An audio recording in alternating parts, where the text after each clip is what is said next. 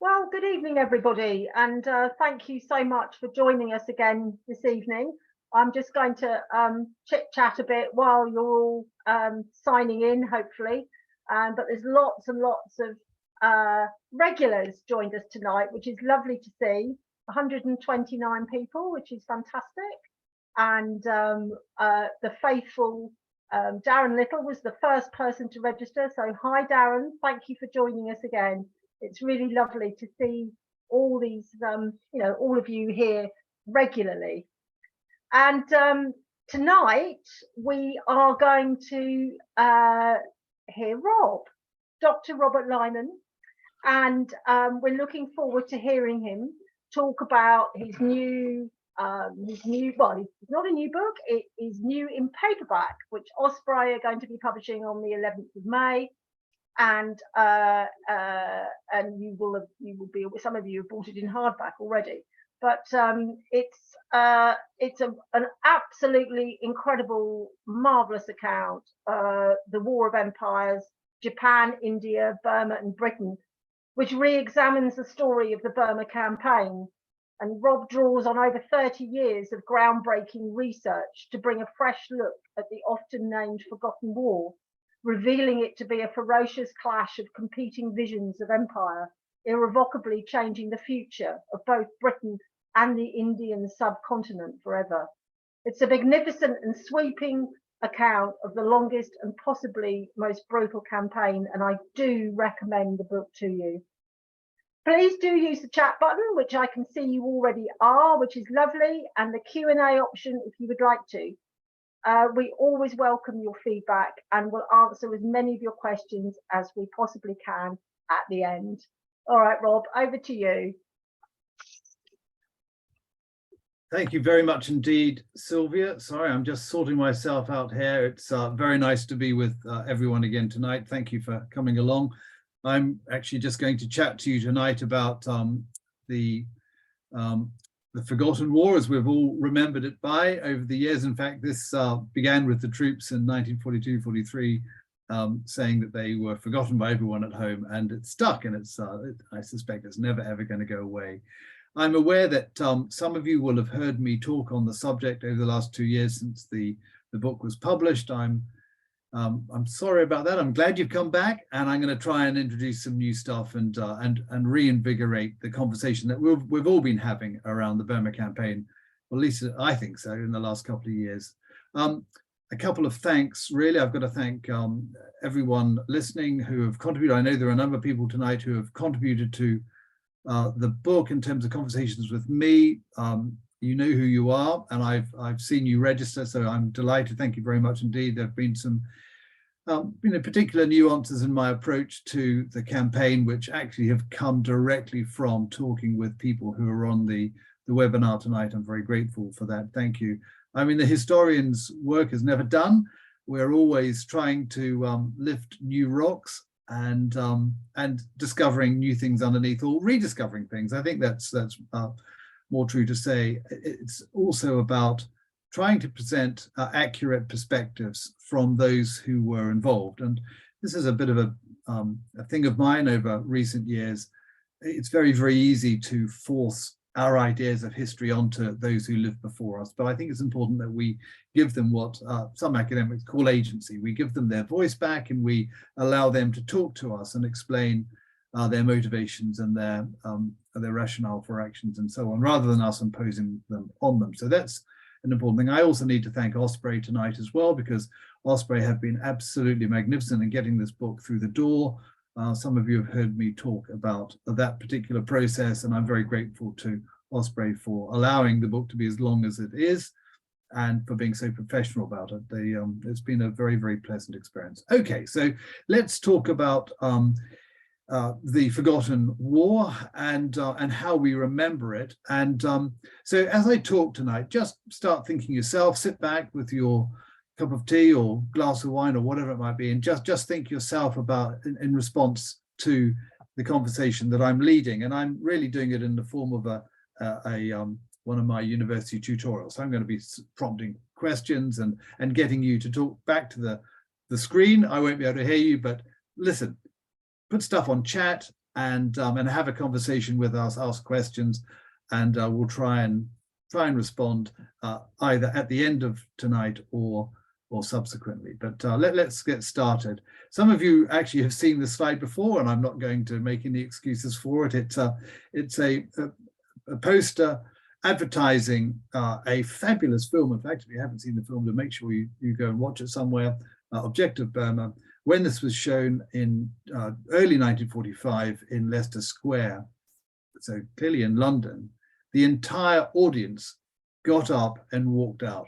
Now, I haven't managed to work out when they walked out. I don't think they walked out at the end. I think they walked out either at the start or very shortly after it, because in their view, this particular film, made by Americans for Hollywood with quite remarkable cinematography from the Hawken Valley in northeastern Burma, seemed to represent to them that the war was fought by America and not by the Brits. And here we were, Burma was part of the British Empire, and surely it was being fought over by Brits or by an Indian army led by Brits, and therefore it was a British campaign. And wasn't it outrageous that Hollywood had hijacked this and were seeming to tell Britain that the Burma War was being fought and won by Americans? We'll just stick that in your back pocket, and we'll talk about that at the end. But it's important, I think, at the outset, just to challenge ourselves about how we remember history, because history is quite a complicated thing.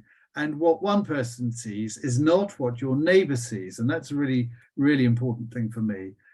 How do we remember the war in Britain? Well, over the last 30, 40 years, certainly the period that I have been studying the Burma Campaign, I've seen quite a distinct shift. And very sadly, this distinct shift has occurred because we've been losing our veterans. Much of the conversation when I began my PhD a very long time ago on Bill Slim was a conversation around the veterans, veteran experiences, veteran histories, veteran conversations. And these were conversations held between increasingly old men and a few older women as they got older, and they reminisced into their retirement about a seminal period in their lives. And that's very interesting as well, because that conversation changed as the men and the women who were involved in the 14th Army got older as well. It was also, interestingly enough, a conversation largely held by Brits and Australians and a few Americans and Canadians and a few people from South Africa and the old colonies of Zimbabwe and so on, who had experienced the war firsthand.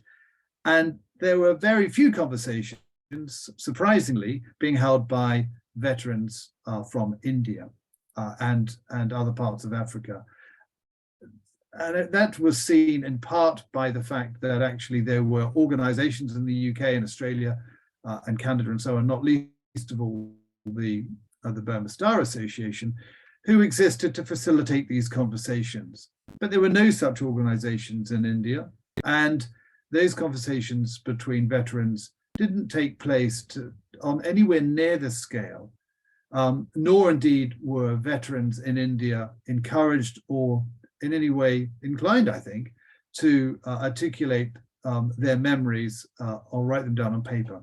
And this is a real challenge for historians, because actually the difference between a written and an oral history is very, very different. And there's a whole spectrum of types of conversation that happens as people get older.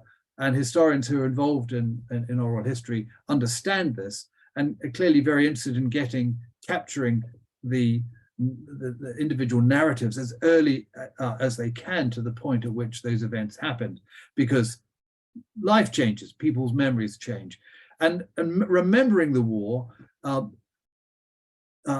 means that the national conversation that we've had about the Burma Campaign has changed over time, but it's also become very, very fixated in particular narratives.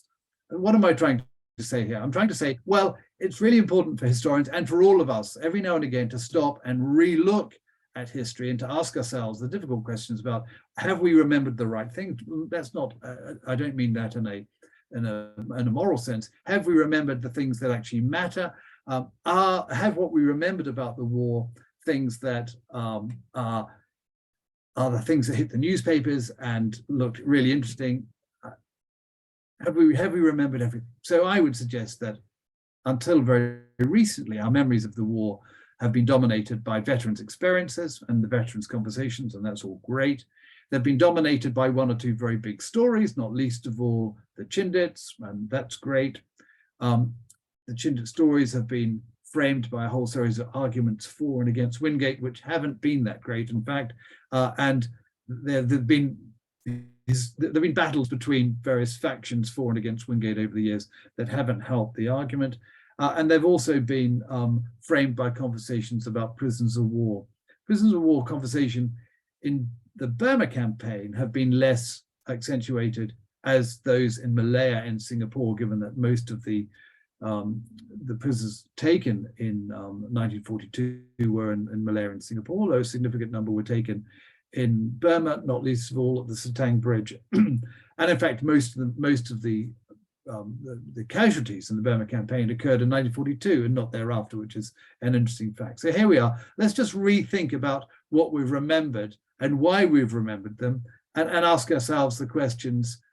Well, is there anything new that we can ask ourselves about this that will enable me to see the Burma campaign, the Far Eastern theatre, in a new and refreshing light? And what else can we learn from it? Well, very quickly, we all know that this was the longest British land campaign of the war.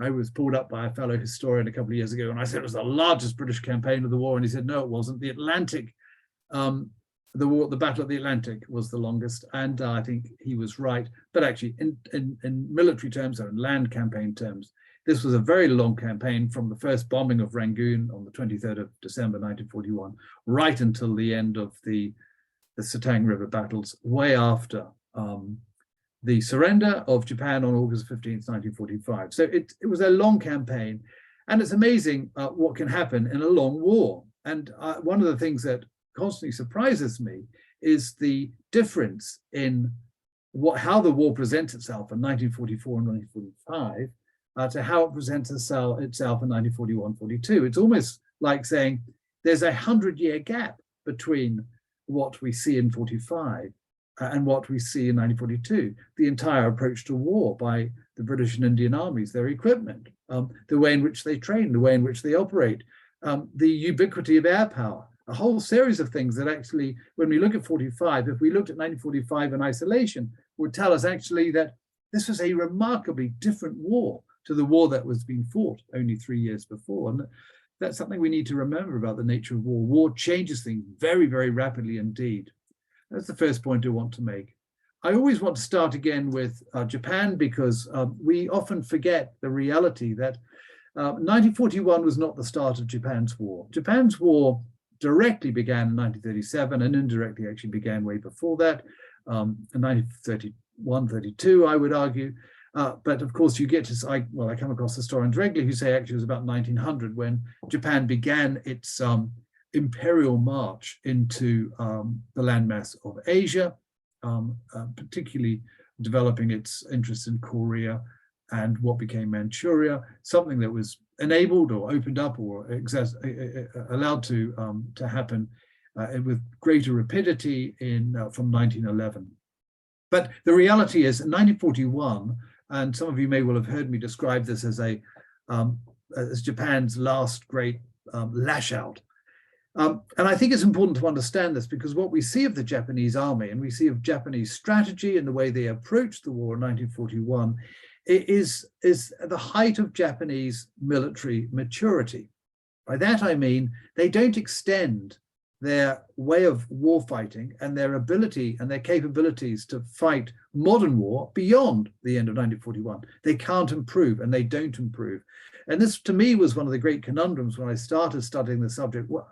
Why was the Japanese army so exquisitely perfect in some respects, the ability, the fighting power of the soldiers, but so extraordinarily inept in many other areas as late as 1944, 1945? What happened to the learning curve that you get in most armies? And you certainly saw in the British Army in Northwest Europe.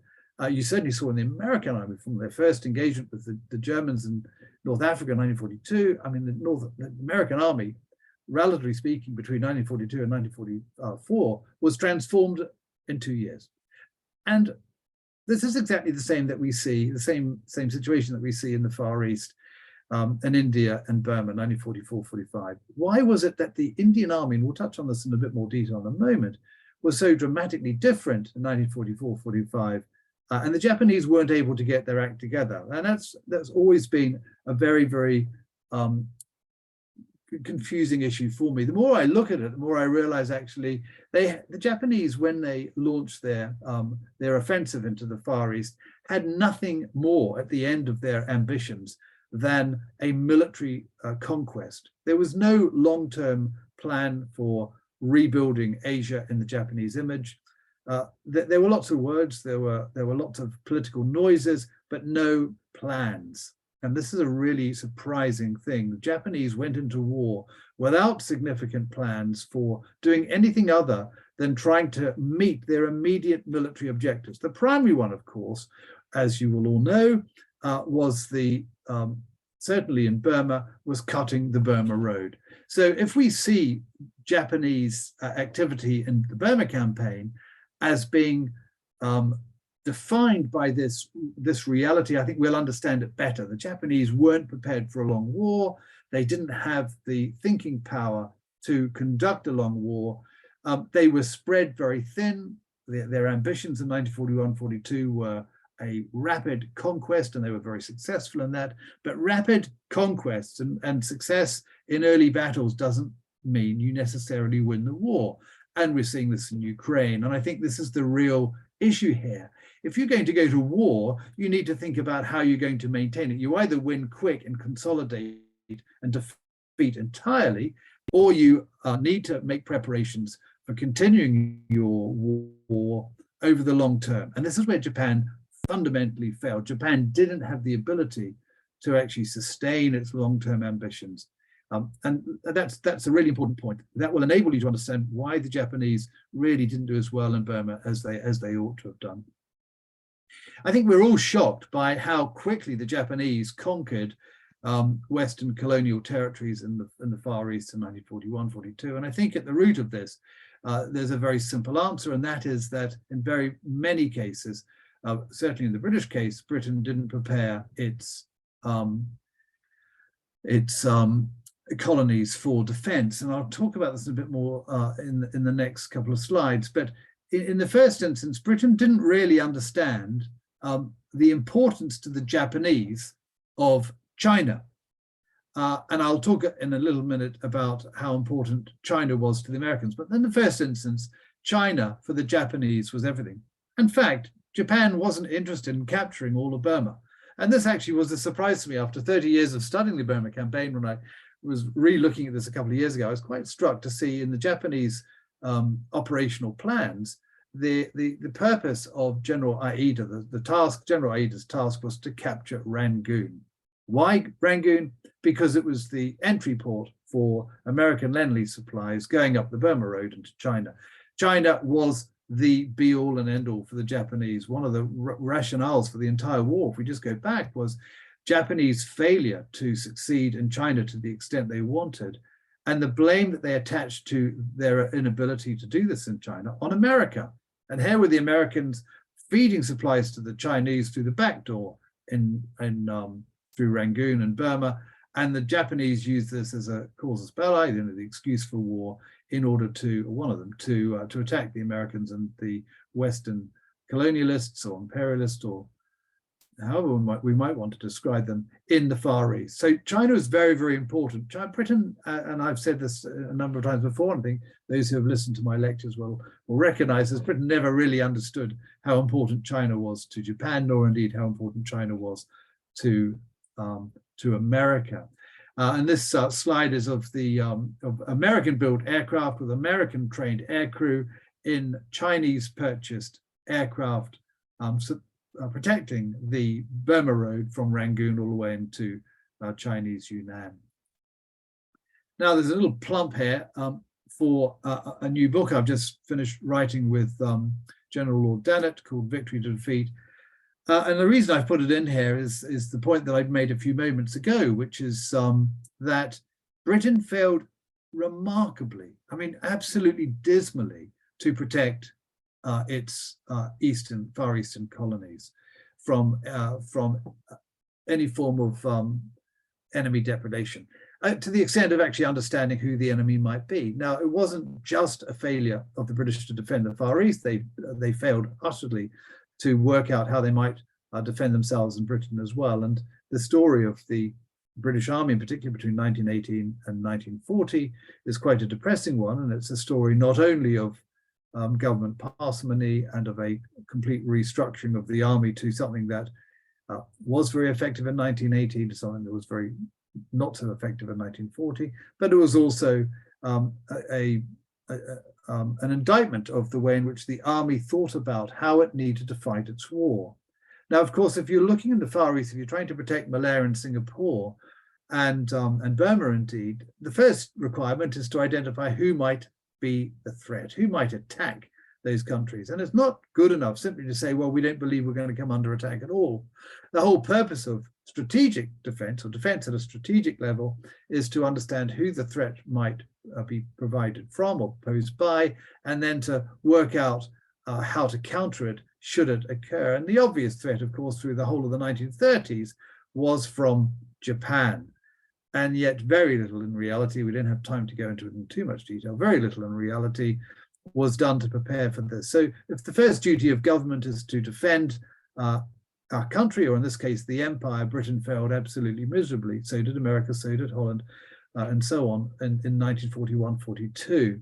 And it seems extraordinary that we did so, of course, but the head, I'm afraid, was very firmly shoved into the sand, ostritis, I'm calling it, where we really hid ourselves from the realities of what might happen. And it's a challenge for today, of course, of making sure that we don't make those mistakes again. But Britain did fail in its interwar defense policy with regard to the defense of Burma. And those of you who are au fait with the story of 1942 in Burma will recognize that. Very few troops, very poorly trained and prepared, with no ambition no real idea about whether we should fight forward or rear, no idea about how we might be able to defend Rangoon, and no equipment to do so. A tragic story. One of the great tragedies, of course, of 1942 is something that I've been reminded about in writing this book, and that is the devastating consequences of the failure to defend Burma on the expatriate Indian population, the majority of whom were from southern India, and who had a tradition of Tamils mainly of following the Raj, following the British around the world wherever the British went, in order to do all those sort of things that the British knew they could contract the Indians to do in an easier way than contracting to local Burmese. And we don't have time to go into this in detail. There are a number of lectures I've given on the subject that are available online, which you can look at. But suffice to say, the Burmese didn't regard the Indians very positively. They were taking their jobs, they were in their country, they were doing the behest of the colonial masters. And actually, if you're a young nationalist wanting jobs for Burmese and wanting a country for Burma, and not for the British or Indians, then these people were your enemy. And during the 1942 retreat, numbers are very difficult to determine, but a very large number of Indian refugees died en route back to India, and it was a tragedy of immense proportions, and largely, in my view, remediable with proper planning. One of the tragedies of 1942 is how that ostrich's head remained stuck in the sand way beyond the point at which it was justified. But it's another reminder as well that when a war comes to a country, we're not just talking about the fighting troops of one nation against another nation or a coalition against another nation. War always involves the local people, and we'll touch on this in a moment when we come to the people of the hill tribes. But the Indian diaspora in 1942 was one of enormous tragedy and one of great shame, actually, to the British government in Burma and India and London at the time.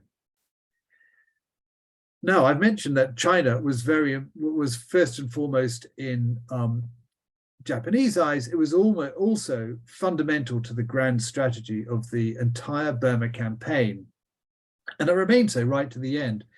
In a nutshell, Britain never really understood this, in my view. Never really understood why China was very important in the American conception of strategy in the Far East. The American view, of course, was that China was absolutely essential to hold Japan down, and that China, despite the fact that it wasn't a single nation state, was still doing a very good job under Chiang Kai-shek, the Cantonese leader, the Kuomintang, with his warlords in preventing the Japanese from getting into the western and northern parts of China. And America poured huge amounts of money and material into China from actually as early as 1938. It increased considerably in 1940 and 1941. And to cut a very long story short, Chiang Kai-shek did not believe, very, very suspicious of Britain. British and Chinese relationship hadn't been very good for a long time, but was very suspicious of British ambitions in Burma. Certainly after Burma had been lost in 1942, he refused repeatedly to get involved or to commit himself to fight the Japanese until Britain likewise had demonstrated a determination to recapture Burma and to reopen the Burma Road. Now, the Americans, with their quite remarkable financial and economic and military and engineering chutzpah, opened up a new Burma Road via the aerial route that went from Lido in the northern Brahmaputra Valley into Yunnan, which we all know as the Hump. So this was quite an extraordinary operation, the largest logistical operation at the time in human history, and I'll touch on that again in a moment when we look at it. But the Americans were determined to continue supplying China, to keep China in the war, and to ensure that America's strategic ambitions were met. So we had this problem in 1943 of Chiang Kai-shek not wanting to commit himself and Chinese troops to the defeat of the Japanese in Burma, the Americans continuing to supply resources in a very large scale, and Americans and the British training Chinese troops in India, and incidentally Britain paying for it. And an agreement was reached at the Quebec conference in 1943 between Roosevelt and Churchill, that in exchange for Roosevelt accepting the Churchill's Mediterranean strategy, that is, that instead of going straight in for an invasion of Northwest Europe in 1943, it would be delayed until 1944. And in 1943, the campaigning would be against the soft underbelly of Nazi Europe in Italy.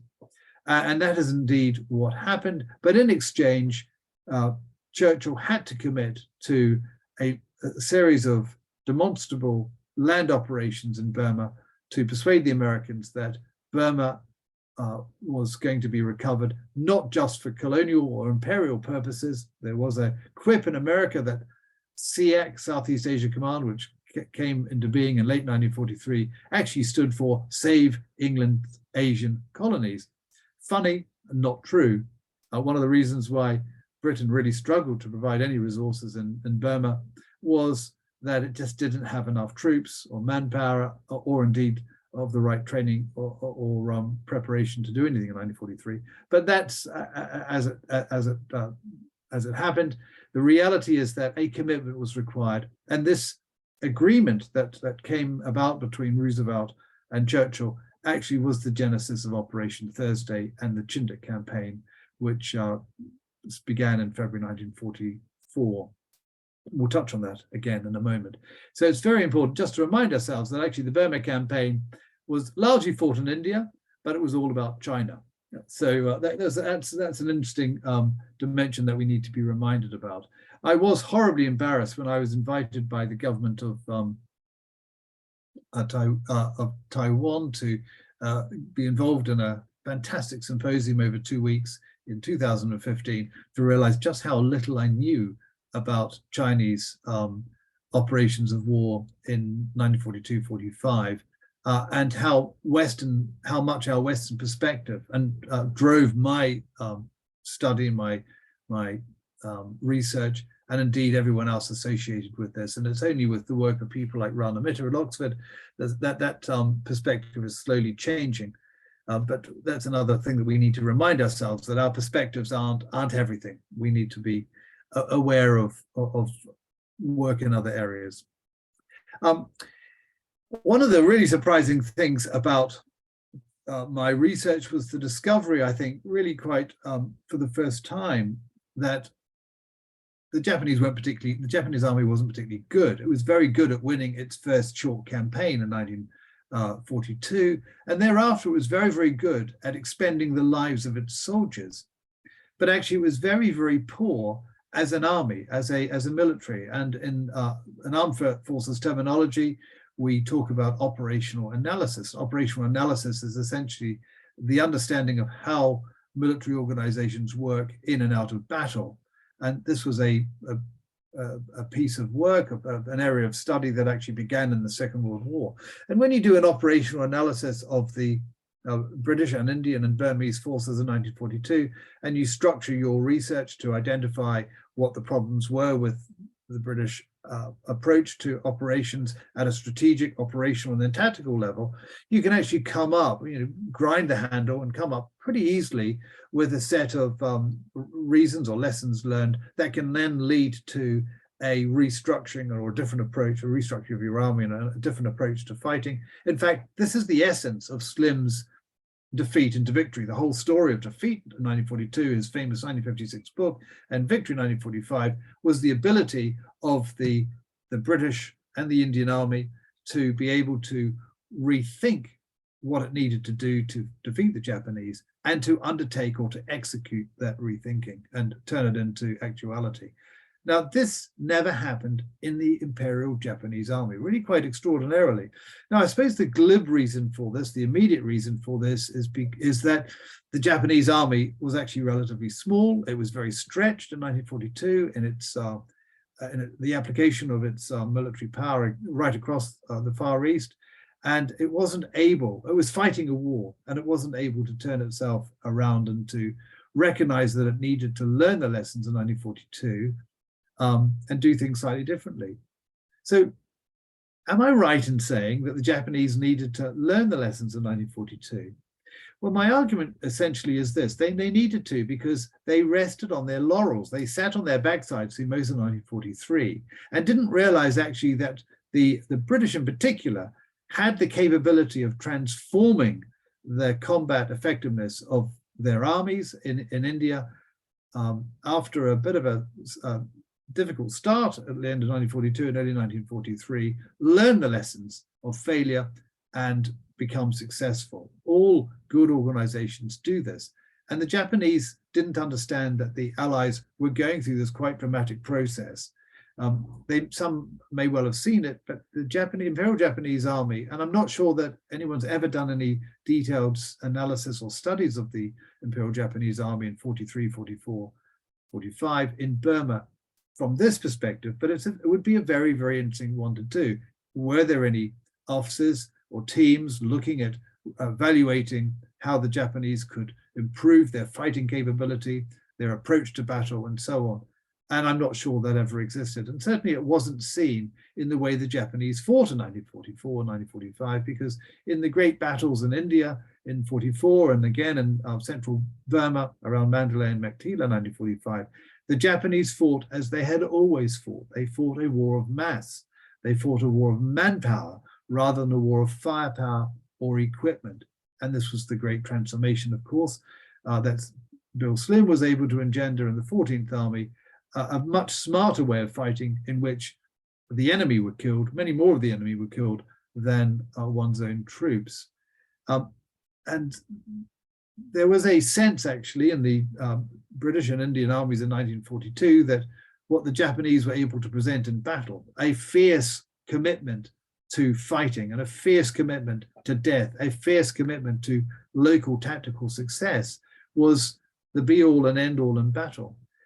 more sensible minds realized through 1943 that this wasn't the case. Actually, you needed to have the military skills. Your soldiers needed to be able to fight back against the Japanese at a tactical level and be braver and tougher and fight as hard, if not harder than Japanese.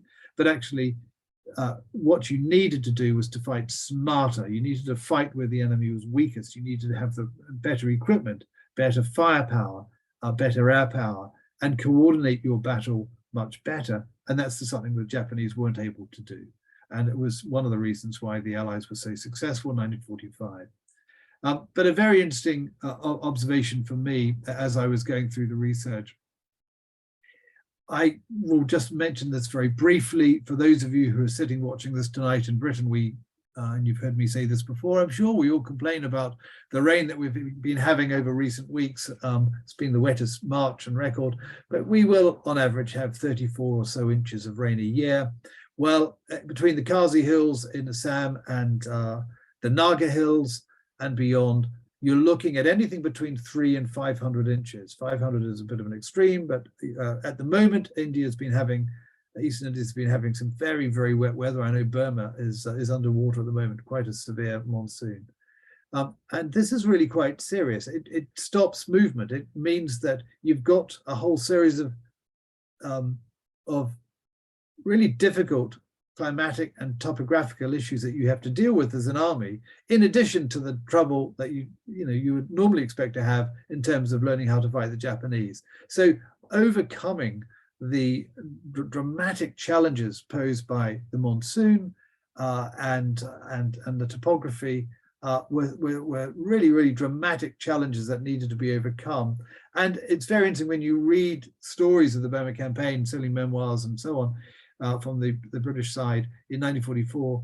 People talk about it, of course, but they don't realize actually how dramatically successful the efforts were to rebuild roads, build railways, build airfields through the monsoon, change the culture of the troops to realize that they could continue to fight in a different way, but continue to fight through the monsoon. Remember, most of the Battle of Kohima after the siege was fought through the monsoon all the way through to June 1944 in very, very difficult rainy conditions. So the attitude that you can't fight in the monsoon had to be overturned, but also practical ways of solving the ability of the army to fight with so much water washing away roads, making rivers impassable, and so on, needed to be solved. Likewise, distance is remarkable. And Geoffrey Blainey, the Australian historian, used the phrase the tyranny of distance to describe some of the challenges that came with administering Australia in its early gestation. The reality is the tyranny of distance in the Far Eastern Theatre was extreme. And I was calculating a few months ago, actually, what we're really talking about. But if we consider that the war was fought materially from Calcutta, all of the equipment, ammunition, fuel, food that was required to support an army that by 1945 comprised 606,000 fighting soldiers in a SEAC that comprised 1.3 million men and women. The distances that needed to be managed and overcome logistically were really quite staggering. So for people in Britain listening to this tonight, if I just told you that the distance from Calcutta up to Guwahati, and then from Guwahati to Dimapur, from Dimapur over the hills to Imphal, from Imphal to Tamu, crossing the Chindwin, over to Mandalay, crossing the Irrawaddy to Mandalay, and then down from Mandalay to Rangoon. That whole distance from Calcutta up through Assam, northern Burma, down again to Rangoon is 1,800 miles, 1,800 miles. Well, that's the same distance as London to Moscow. So here we are in 1943, 44, 45, fighting a war in northeastern India, and then in 1945 in Burma, from December 1944 onwards in Burma. that is akin to commanding a war from London in Moscow. And it's really staggering to place it in that sort of context over one road and via some Himalayan foothills as well. It really is quite staggering. And it does give a sense, when you consider it in this way, a sense of the remarkable achievements of the 14th Army in conquering those topographical challenges that were extreme. I mean, they were the most extreme challenges that I think I've come across in any military campaign of any time. Really quite equivalent to Hannibal, but even bigger. One of the things that you've heard me talk about on these webinars is the work of the hill tribes, and it's really quite salutary again to remind ourselves that war in the Far East was not simply a conflict between the British Army and the Indian Army, the 14th Army, under which both served together against the Japanese, but it was a war which intimately involved the lives of many, many thousands of hill people, both in Burma and in India. And of course, very significant numbers of them from the Chin Hills and the Naga Hills, and as we go round through the north into Kachin territory, then down to Shan territory, and then the Karens in Burma. And the story of the role of the people of the hill tribes is really quite extraordinary. Just in terms of Kohima, I'm not the only historian to say that without the support of the Naga people, it's very unlikely that military success would have been achieved at Kohima in June 1944. The Naga contribution to success in 1944 was dramatic and was recognized by everyone who was there at the time. And this wasn't simply the support of a largely benign population. Most of the population, in fact, had been forced out by Japanese occupation around Kohima and had become refugees in the jungle. But it was the work of people like Charles Pawsey, who you've heard Steve White talk about, which brought the Naga refugees into places of safety around Jotsama and Konima, fed them, looked after them, which actively encouraged many Naga young men to support the war effort by acting as porters, by actively taking the war to the Japanese where they could, and so on. And it was a very, very significant part of the campaign. And in terms of the Kohima Educational Trust, when I first came across Sylvia's father in 2003, 2004, and I interviewed him for my book on Slim, he said it was remarkable. Every one of us, private soldier, all the way to the top, recognized that we would not have made any of the progress we made without the direct support of the Naga people. And of course, the Kohima Educational Trust is the result of that. This photograph is of Kachins. It's very interesting. In 1945, there's a mixture of British and American weapons, a Bren gun, probably made in Glasgow. And this is part of the revolution, the economic revolution and warfare that enabled the Allies to win in 1945. But that's a subject for another lecture. But we must remember, of course, that the hill tribes played a fundamental role in the success of the 14th Army. And we'll mention that as we get to the end when we talk about SOE as well. So I've talked about the logistical challenges. There's a great photograph here in, I'm not sure whether this, I think this might be Agatala of AC-47 or in British service at DC-3 Dakota in monsoon rain. The DC-3 was the workhorse, or the C-47 was the workhorse of the campaign, without which the 14th Army would not have survived, nor indeed would any of the Allies' strategic objectives have been achieved in the Far East. And the best way to think about this and the power of air power, Slim talks about it quite significantly in his book, Defeat and Victory, and I mention it in mine. Burma was an air war, but a good way of looking at it is to go back to the hump, which I mentioned earlier. The hump was that massive airlift between the northern Brahmaputra Valley and Yunnan province, which over a period of about 900 days from late 1942 to early 1945, carried 650,000 tons of supplies into Yunnan province and brought back large numbers of Chinese recruits for training in India. Now, 900 days, 650,000 tons. You do the maths. With a C-47 that has a total payload capability, or capacity, I should say, of 2.5 tons. I'll do the maths for you because I've done my homework. It's 243 aircraft every single day, flying the 7.5 hours from Lido into Yunnan and back again. It really is quite remarkable, and until then was, as I said, the largest logistical exercise ever undertaken in human history. And Giles Milton's book on the Berlin airlift makes it clear that when the Berlin airlift occurred after the Second World War, the end of the Second World War, it was the knowledge that had been developed in the Brahmaputra Valley by Americans mainly that enabled the Berlin airlift to be so successful. So that was really, really quite an incredible feat, logistical feat, which enabled the grand strategic ambitions of the Allies to be achieved in Burma. Well, it would be remiss of me to not to talk tonight about two of the most significant characters in the Burma campaign. One, of course, was Bill Slim, subject of my book many years ago, Slim Master of War, and his nemesis, or supposed nemesis, General Motiguchi Renya. Motiguchi Renya was really the epitome of everything that was desperately bad about Japanese generalship, and Bill Slim was everything that was absolutely brilliant about Allied generalship.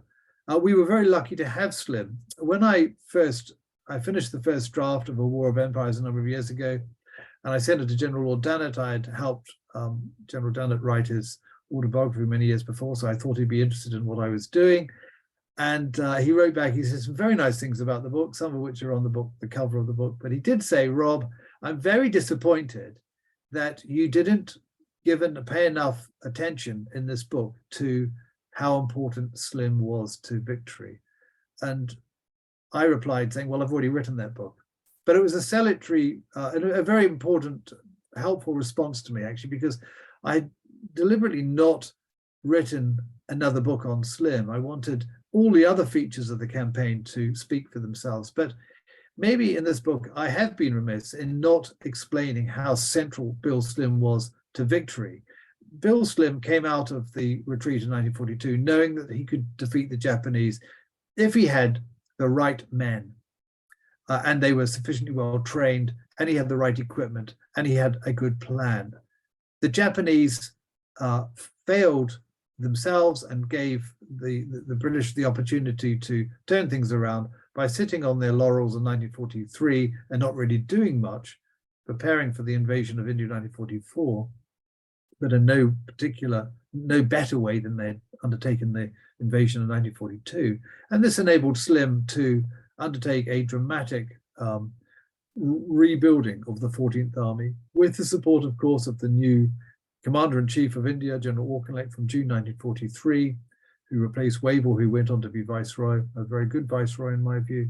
But Auchinleck and Slim worked together to rebuild the army, rebuild its morale, and to build a plan that would defeat the Japanese the next time they met each other. And there's a dramatic contrast between these two men. The Japanese, when they launched the invasion of India, Operation Ugo, in March 1944, which began the famous battles of Imphal and Kohima, of which we are very familiar, did so based on a whole series of premises that hadn't changed since 1942. He assumed that the British would collapse. In fact, Motiguchi had this saying, which he repeated regularly, saying, which was that the British were weaker than the Chinese.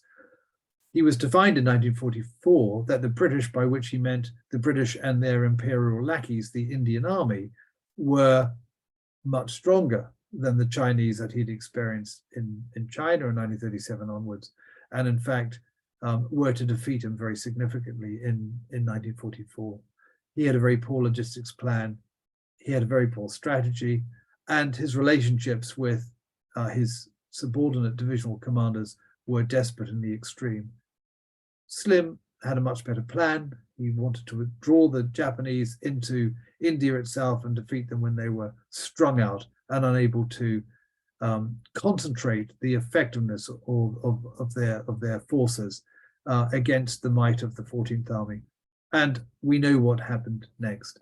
So there we are, Japan's worst general versus Britain's greatest. I can't remember, was it 2012 or 2013, there was a public debate in the National Army Museum about who was Britain's greatest general, and you'll be very pleased that Slim and Wellington came equal first.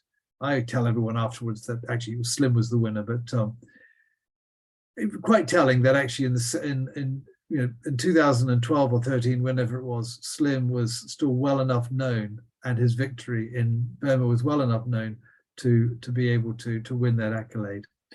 And it was either 2013 or 12, I always get these 2 years mixed up, when I presented at the National Army Museum the case that Kohima was Britain's greatest battle. And of course, you all know now, because you're on this webinar, that we won, and Kohima was voted Britain's greatest battle. And this wonderful photograph from before the war show from the top of Naga Hill, Kohima village on Naga Hill, looking across what is now the township and down to Treasury, looking right across to the area that I've marked out with the white line, which was Summerhouse Hill and Garrison Hill, right to the top. Kuki, pick it up there. Was the battle that really did become, it was described at the time as the Stalingrad of the East, but it was the battle that meant that the Japanese were never able to break into India, break the grip, the British and Allied defensive grip on Burma, and prevent the Allies from going back and sweeping through Burma in 1945. Kohima was the high point, the very fierce siege. 2/3 of the troops involved in the siege from the 4th to the 20th of April 1944 were Indian troops, the Assam Regiment of Assam Rifles, with the wonderful dirty 500 of the Royal West Kents, 440 odd troops of the Royal West Kents, Indian and British soldiers fighting hard to stop Sato's division forcing its way through and down to Dimapur. And the battle that followed thereafter, the famous battle of the 2nd Division and the 7th Indian Division, working together as 33 Corps to clear the Japanese from this fierce position. This was the point at which the Japanese military operations in the Second World War reached their high point and were then thereafter rapidly diminished. A few moments on Operation Thursday, Wingate's ill-conceived, in my view, operation against the Japanese in the area above Mandalay, between Mandalay and Michenar, from February 1944. And the only observation I'll make is that Wingate presented a proposal based on a long-range penetration operation, based in part on the Operation Longcloth in 1943, designed to support Stilwell's advance down to the Hawken Valley to Michenar from the north with his Northern Combat Area Command. And the idea that Wingate had was that he would be able to get into behind the Japanese lines, defeat them in the rear, remove their lines of communication, and destroy their ability to reinforce Michenar in the north.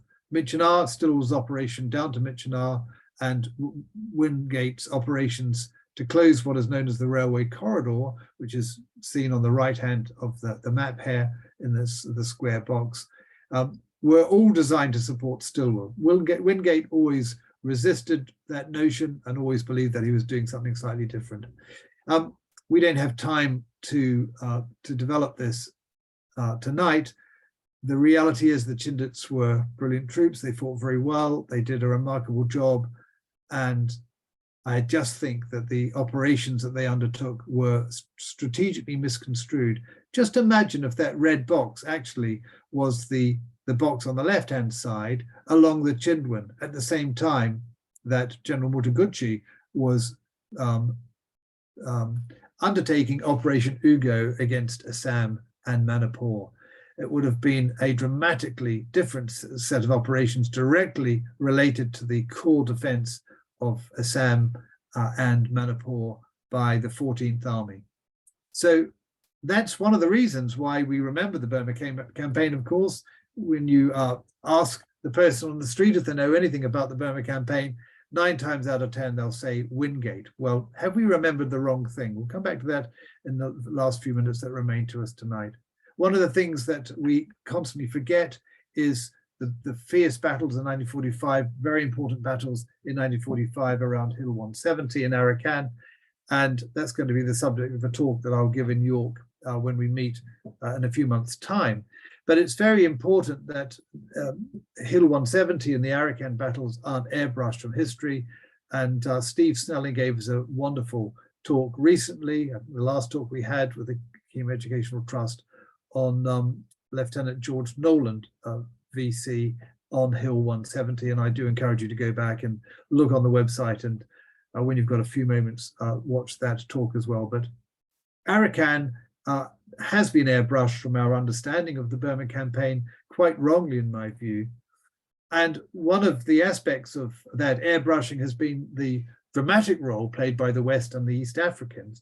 The West Africans in particular in 1944-45 in Arakan, because the 81st, 82nd West African divisions have merged together, operated, believe it or not, for 9 months behind enemy lines on air supply, coming down the Culloden Valley, no road, pushing their way down the Culloden Valley behind the Japanese front line on in Arakan. And by the time they got to the source of, to the area behind Akyab, which is now known as Sitwe, the Japanese commander in Arakan decided that he had been outflanked and he withdrew without a fight.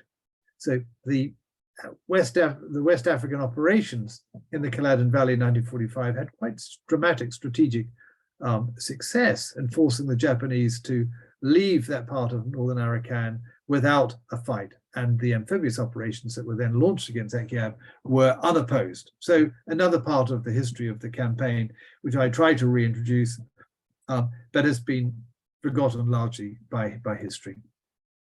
I've talked generally about the transformation of the Indian Army. We don't have time really to go into it tonight, but the reality is that the army we saw in 1945, the Indian Army, the vast majority of the 14th Army was Indian, was a very different army to that which had fought the Japanese in 1942. This came as a profound shock to the Japanese at the time. It's actually come as a little bit of a shock to historians when they look at this now, and they still don't really understand why this happened. So a number of my friends, Ray Callahan and a number of others, have been doing quite a lot of work in recent years to remind people of how dramatically the Indian Army was transformed into a fighting force that, in my view, was as good as any in the closing years of the war.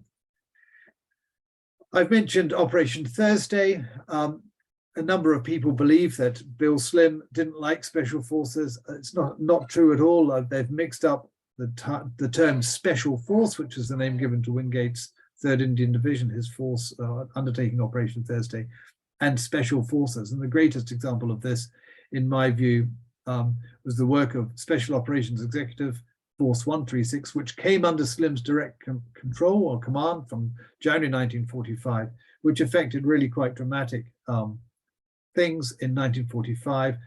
Some of you will have heard this before, and I'm going to speak in much more detail when we get to York in July.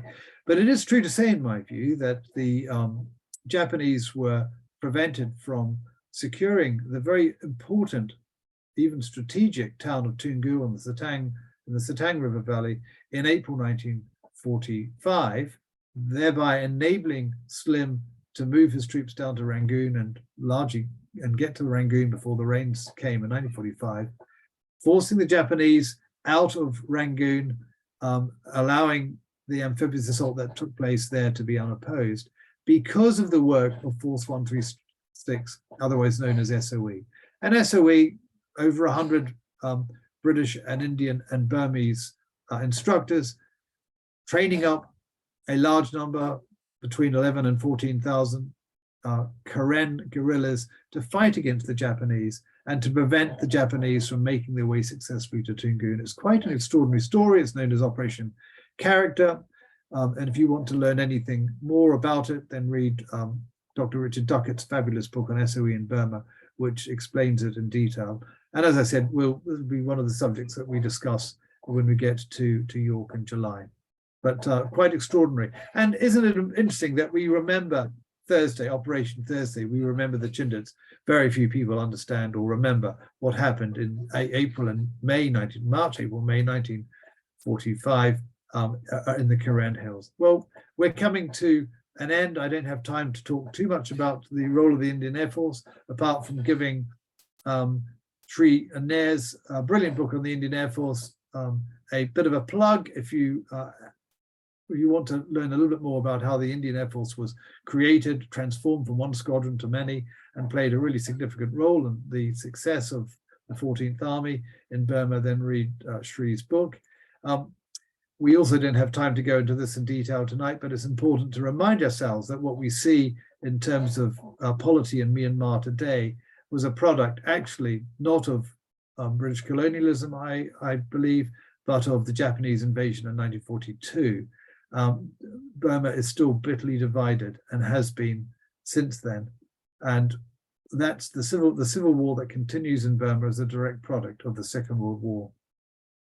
We don't also have time, sadly, to talk about the fighting motivation of the Indian Jawan, the Indian soldier. The big question is, why did 2.5 million Indians volunteer to join the Indian Army during the war? Well, very, very simply, look at it like this.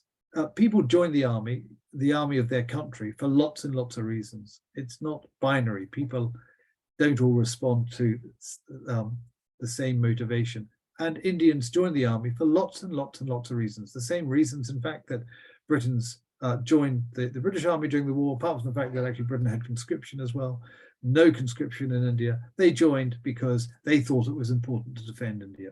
Not the Raj, not the British, not British India, but to defend their conception of India and what India might be.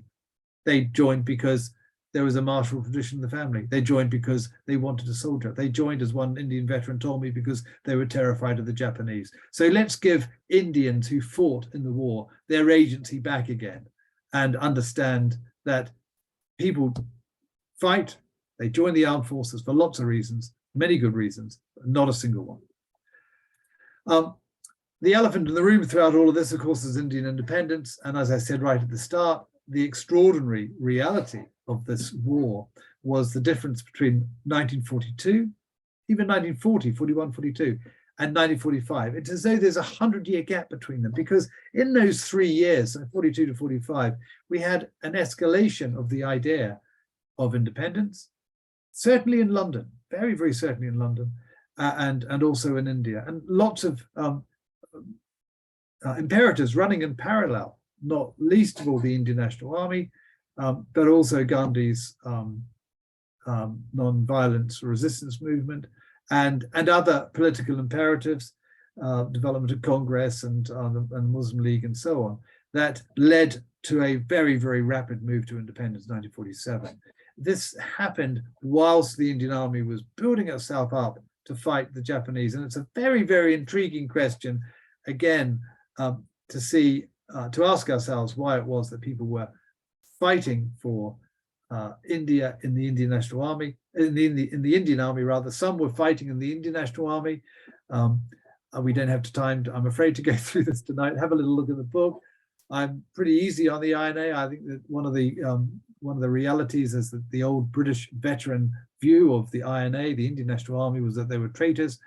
I think we need to have a little bit more of a relaxed view about motivations into joining the INA, and my book does that to some degree. But it's worth thinking this through with the value of hindsight in a much more aggressive, perhaps that's the wrong word, manner. Some of you have seen me show you this slide before. We're nearly at an end now. It's really asking the numbers game. And I'm not going to play the numbers game tonight. I'm going to just to tell you, you've already heard me say that the total number of troops in Southeast Asia Command was 1.3 million by the end of the war. A total of 58% of those were Indian. A total of 8% were British. 7% were African. 21% were American, and 72,000 were Chinese. Now, if I look at the next slide, though, of the fighting soldiers, of that 1.3 million, 606,000 men, a total of 84% were Indian, 10% were British, and 6% were African. So just think back to Errol Flynn and all those people who got out of the cinema in Leicester Square in January 1945 complaining that the war was being represented by Hollywood as an American war. It was actually a British war. Well, it wasn't really, was it? Look at the numbers. It was actually fighting. The truth is, it was a war fought in the Far East by the Indian Army, which was a mix of, by the 14th Army, which is a mix of the British Army, the Indian Army, and troops from across the empire. Well, there's lots that we could continue to say about the war in the Far East, and I've realized as I've been going on that I always make this mistake. I always talk lots more about the early slides, and I leave the other slides to the last minute and don't have much to say about them. But it's really what I wanted to do tonight was to whet your appetite. I hope you enjoy the book. Feel free to email me with any questions and carry on the conversation. I look forward to meeting some of you in York when we get together for the Kohima Memorial Weekend in a few months' time. But enjoy the book and continue the conversation and continue your own journey in understanding a little bit more of the complexities of this quite remarkable campaign. I've finished. That was absolutely fantastic. I don't think we've seen an hour go by so fast ever, certainly on this series of webinars. It was completely brilliant. And I thought the slide of the line of communications was particularly interesting. I've never seen that before, and it illustrated for me too, you know, one of the KET projects that we did was building a hostel across the other side of Nagaland, and the cost was all about transport because it was so far, the roads are so bad, and that was 15 years ago, not 79 years ago.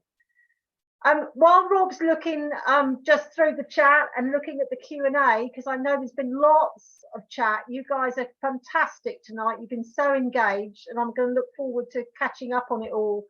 And it's brilliant that you're talking about going to Kohima in both November with Rob's tour, February with Sampan. And I'll also say that for the 80th anniversary, the 31st of March, there'll be several of us from KET and elsewhere in Kohima with a few things going on then. So that's something else to think about, but that's not an organised trip, that's people making their own arrangements. So as I say, while Rob's just checking through the questions, plug again for his books. They're all available from our online shop. You can buy the hardback now. The paperback will be available from the 11th of May, which is Osprey's publication date. And as you've all been giving a wonderful plug yourselves, we don't need to, but Rob will be speaking live in York on the 5th of July in the evening at York University. Just go online, you can contact me through there, get a ticket. And then the following day, we've got this wonderful commemoration service in Dean's Garden, which some of you have been to, but it's lovely to see that there's lots of you listening tonight who haven't been and have booked to come this year, and we so look forward to seeing you. So Rob, have you got some questions that you want to answer? Not really. I mean, most people have been very generous. Thank you very much for your kind comments. The book on the Indian Air Force is by K.S. Nair, N-A-I-R, the Indian Air Force in the Second World War. It's absolutely magic. He's a fabulous historian. I was given a copy actually in 2019, and I read it start to finish in one sitting. It's really amazing. It's a bit complicated. Have you checked the Q&A? Because there's a few questions on there. No, I was just saying it's a little bit difficult here. I'm trying to manage the Zoom and look at chat, and I've got 3 screens up. Oh, here we are, lots of questions. Let me have a little. Rob Crane said, if the Japanese aim was to cut off supplies to China, did they ever consider a naval blockade rather than invasion? No, and I think the reason for that is, if you look at Japanese politics in the late 1930s, it was a polity of hyperbole. I mean, I borrowed that from someone. Basically, it was a polity of extremes. and rational steps that you might expect countries to take to become more aggressive slowly were not taken. The Japanese just went straight into invasion in December 1941 in a hope to knock the Americans out and enable them to operate as they please in the Far East. I'm sure there were arguments for naval blockades in Tokyo, but they didn't make their way into eventual plans. That's true. Interesting question about American economic empire and its attempt to smash Japanese expansionism, but also the British Empire. Very, very good point, actually. One of the things that did surprise me was that in the 1930s, the American Navy, US Navy, had two plans for operations in the Pacific. One was to fight the British, and the other is to fight the Japanese. And we don't have time to go into this tonight, but it is a very, very rich seam of very interesting stuff about the early competition, economic, social, cultural, and military, between America and Japan, and of course the European imperial empire, European empires rather, in the Far East, as they came together and they clashed over a whole series of different things. Yes, very good question. We don't have time for recovering Lend-Lease. Effectively, it was written off. That's the very quick answer to Alan Wilson's question. Akiko, lovely to see you, Akiko. That's fabulous.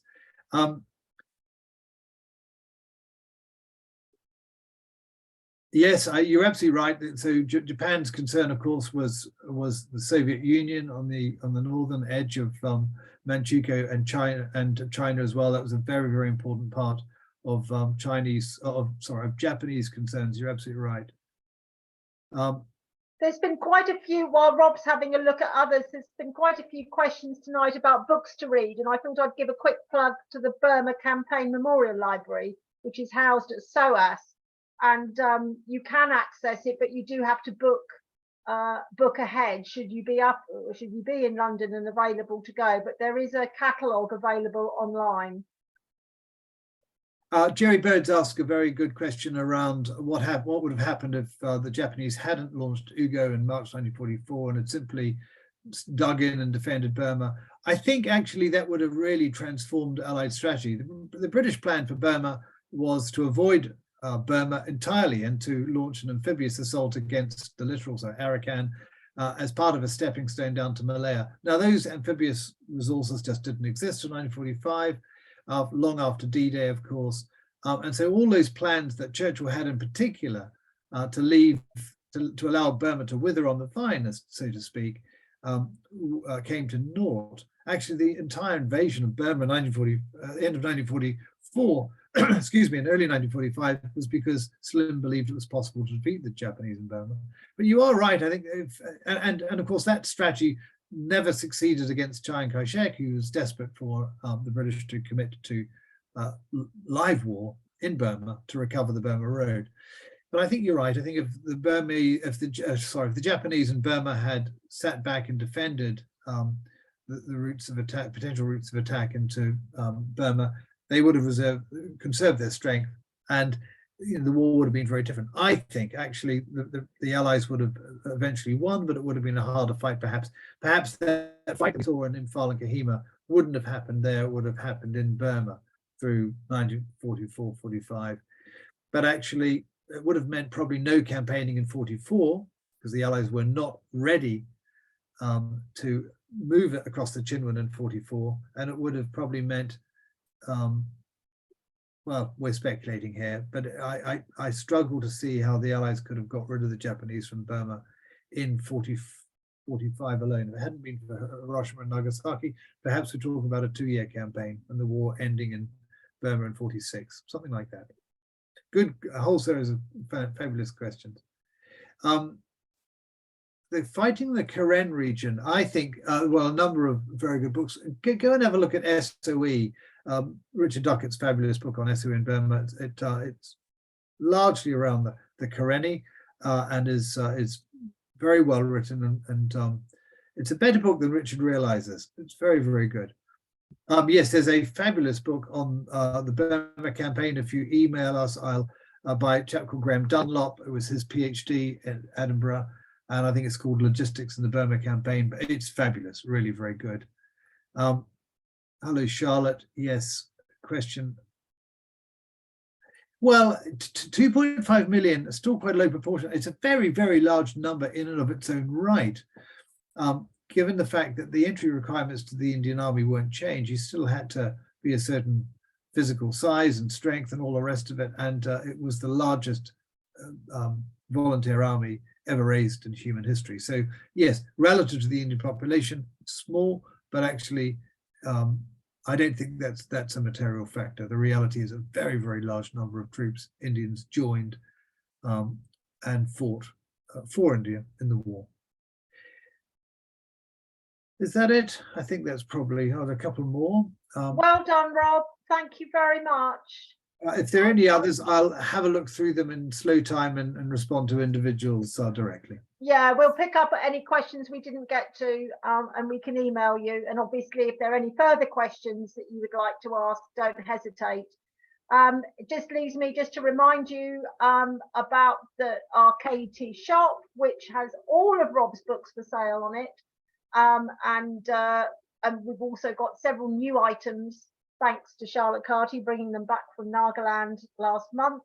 And we will have them all at York available for you to see. Meanwhile, our next webinar will be on 1st of June, when Harry Feasitt will be examining the role of the African divisions. And we look forward very much to welcoming you back then. Thank you for watching tonight, and cheerio for now. Good night.